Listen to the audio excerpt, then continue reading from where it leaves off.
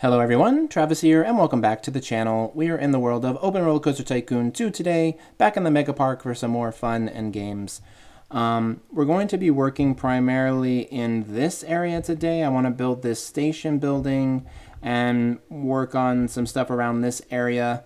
I don't have like a whole lot of time to record today, so we'll see if it's maybe on the shorter side. But without further delay, we'll move into the time lapse, and I hope you all enjoy.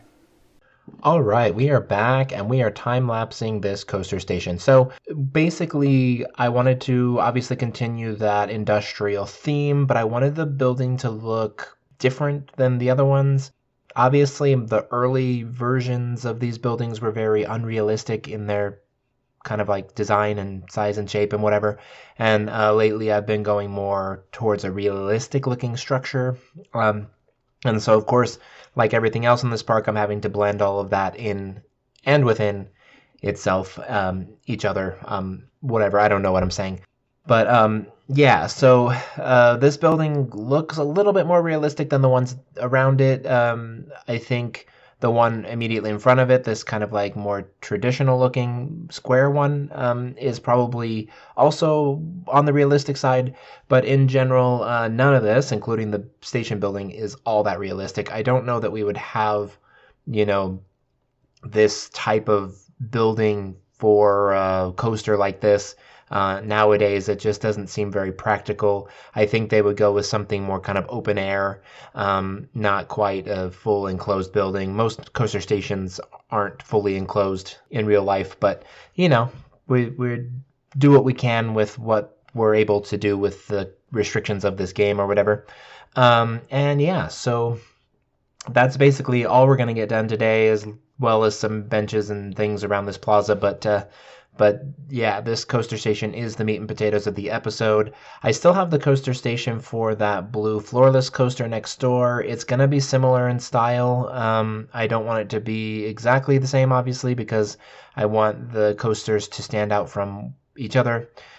We have two very large B&M coasters right next to each other here, which is, you know, maybe not the best way to lay things out. But again, this was never planned to be a realistic park to begin with, so some of that is still kind of bleeding through as we progress. But speaking of progressing, we're actually getting pretty close to done with this project. I only really have this area and the Alpine area that you know, really needs to be done. The rest obviously needs a bunch of detailing and off-camera work that I'm going to do. But in general, I mean, we're at that point where the vast majority of things are done in this park. And, you know, I'm not sure when exactly we're going to finish it. Obviously, this has been going on for like 3 or 4 years already. So the idea of it ending is kind of mind-boggling to me. It doesn't even seem like this is real life, but you know, eventually we're going to run out of space in this park, and I could see that happening pretty soon, based on my plans for the channel, which I'm not really going to say, because every time I try to say, you know, this is the schedule, blah, blah, blah, blah, blah, it never works out that way. So I'm going to post content like as regularly as I can, and I hope that will be sufficient for you all who are still following this project after all of these years. Because I know that it probably reaches a point sometimes where you're like, ah, gosh, this again, or this still, rather. And I've done that with other YouTubers where I've been like, you know, I like what you do, but you're just not doing it the way I want you to do it anymore. And I just completely up and quit on them. So I get it. For those of you who are still with me, a big air hug to you. And I really, truly do appreciate the support that you all give me. Anyway, what's new in my life? I'm supposed to go to Austin this week. I don't know if that's going to happen because my dog, we took him to the groomers a few weeks ago, and we discovered once all of his fluffy fur was gone that he has a lump on his face. Took him to the vet. The vet said it's, you know, it seems pretty abnormal. It's not a normal place for that breed of dog to get cancer, but obviously cancer can happen anywhere. And he is 14 years old, so, you know, he's not a young boy anymore. And so we put him on antibiotics to see if maybe it was some sort of infection. That didn't do anything. Then they put a needle in it and tried to extract any sort of fluid or whatever that was in there, maybe thinking maybe it was a cyst. And that proved to be a no-go as well. So now he's scheduled for surgery next week to have it removed and biopsied, and we'll find out if it's cancer and all that stuff.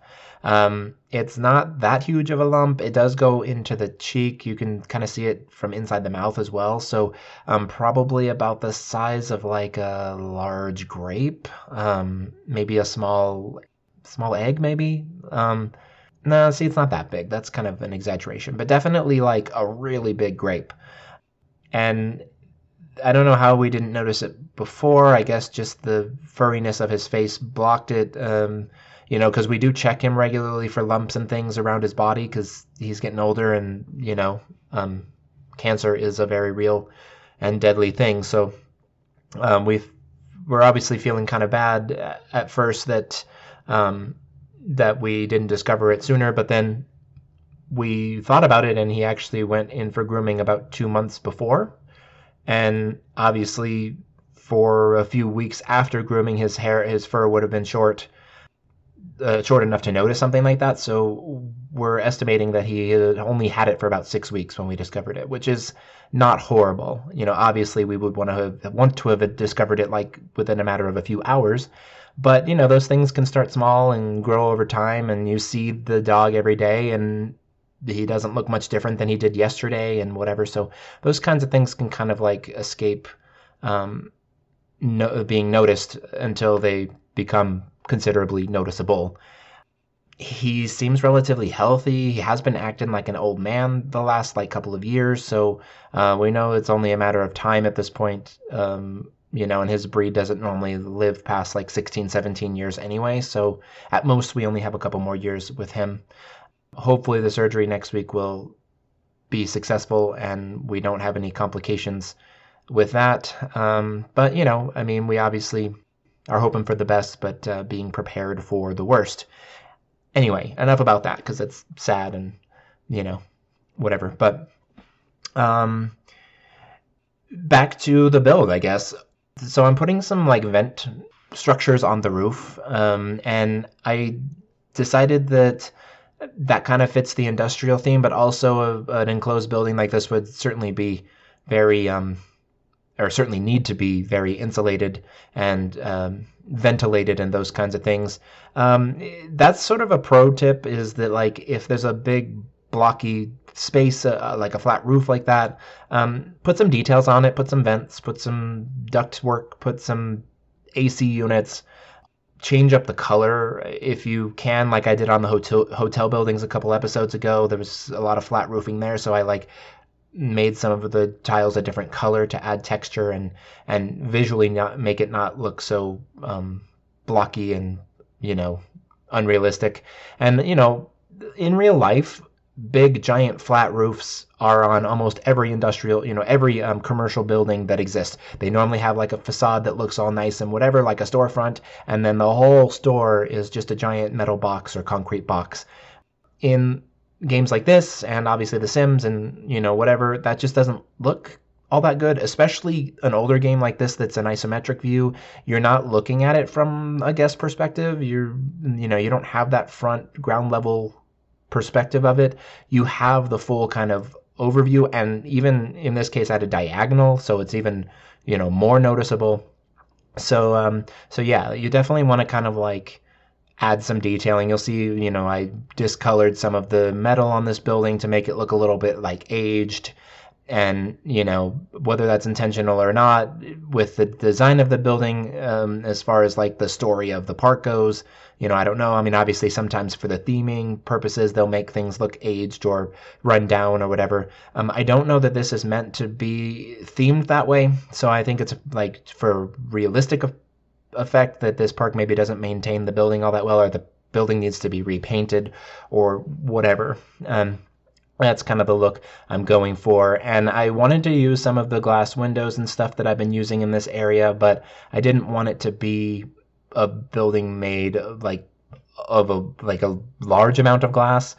it doesn't really make sense to have glass windows in certain areas. Like I put it around where the pathing is, and like on the brake run, and then in the front just for looks, and that's about it. But yeah, we are at the end of the video now, so I want to thank you all for watching. Give this video a thumbs up if you like what you see, a thumbs down if you don't. Comment down below letting me know what you think of how this is all turning out so far, what your thoughts are on this project and all of that. Subscribe if you haven't already. And with that said, you all have a great morning, afternoon, evening, night, etc., wherever you are in the world, and I will see you all next time.